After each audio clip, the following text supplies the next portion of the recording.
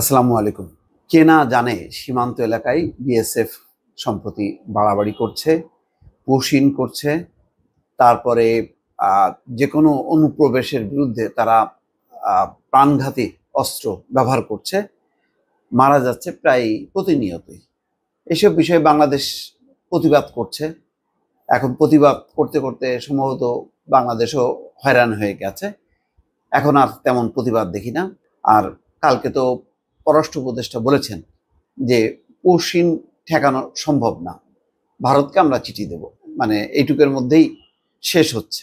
তো এরকম যখন পরিস্থিতি, তখন চাঁপাইনবাবগঞ্জ সীমান্তে অনুপ্রবেশের অভিযোগে বিএসএফ সদস্য আটক হয়েছে। দেখেন, এরা তো কত অনুপ্রবেশের বিরুদ্ধে, ভারত বা বিএসএফ কোনোভাবে অনুপ্রবেশ দেবে না, তার কাটা দিচ্ছে, অমুক তমুক কত কিছু করতেছে। তার মধ্যে বিএসএফ সদস্য বাংলাদেশের মধ্যে ঢুকে পড়ছে এবং তাকে আটক করা হয়েছে। এখন তাকে কিভাবে ফেরত দেওয়া হবে সেই প্রক্রিয়া শুরু করছে। শুধু চিন্তা করেন, যদি এরকম ঘটনা বিজিবির কোনো সদস্য ওই অনুপ্রবেশ করত, তার জন্য কি ট্রিটমেন্ট দিত ভারত, আর আমরা কি ট্রিটমেন্ট দিচ্ছি বা আমরা কি করতেছি। বিষয়টা তো এমন না যে শুধু বাংলাদেশ সীমান্ত এলাকায় যদি কোনো অনুপ্রবেশ বা অপরাধ শুধু বাংলাদেশিরা করে, ভারত যে করে না তা তো না।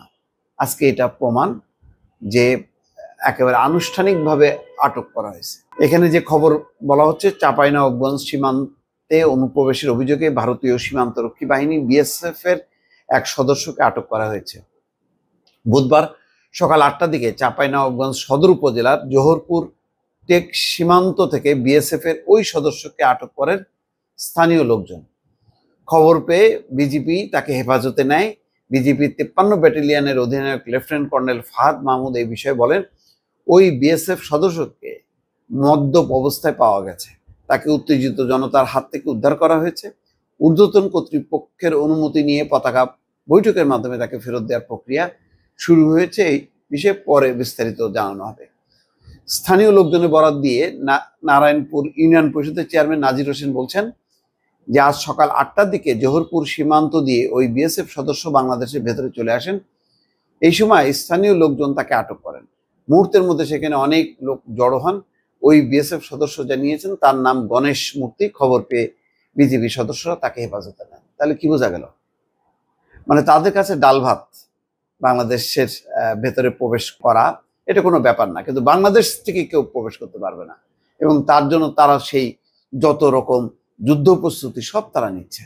এই হচ্ছে পরিস্থিতি। দর্শক, ভালো থাকবেন। আল্লাহ হাফেজ।